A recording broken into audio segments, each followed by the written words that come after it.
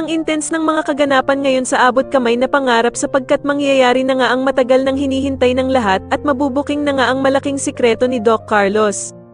Dito nga ay mabibisto na ni Lynette ang sikreto ng mag-amang Zoe at Doc Carlos at maaktuhan niya nga ang pagyayakapan ng dalawa. Samantala ay hindi nga magtatagumpay ang planong pagtakas ni Moira dahil sa mahuhuli nga siya ng mga pulis.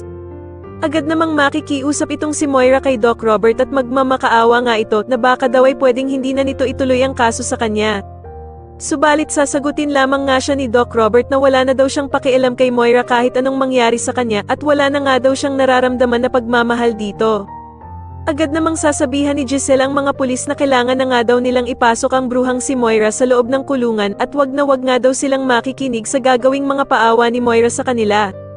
Dadagdag pa nga si Aling Susan na wag nga daw aalisan ng tingin itong si Moira dahil sa sanay na sanay nga daw itong tumakas at baka pati sila ay matakasan daw nito. Habang nagsasalita naman si Aling Susan tungkol sa kaibigan niyang kasama ni Moira sa selda, na mas matapang nga daw kesa kay Moira, ay ikakatuwa nga ito ni Giselle. Meron nga daw gagawing plano itong si Giselle para sa kaibigan ni Aling Susan at sasabihin nga niya na hindi daw uubra itong si Moira sa kaibigan niya dahil sa matapang pa nga daw ito sa lahat ng matapang na nakilala niya. Sa kabilang banda naman ay makikita nga ni Lynette ang asawa niyang si Doc Carlos at Zoe na nagyayakapan.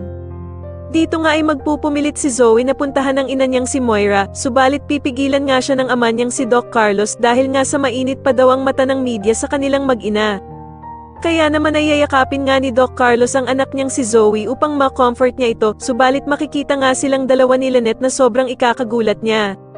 Sa tingin niyo dapat na nga bang makulong si Doc Carlos kasama ang bruhang si Moira? Mas lalo na nga talagang nagiging exciting ang mga susunod na kaganapan kaya naman ay mas lalo pa nating abangan ang mas lalong gumigandang abot kamay na pangarap. Maraming salamat po sa inyong panonood at sana po ay ma-subscribe niyo ako. Maraming salamat po.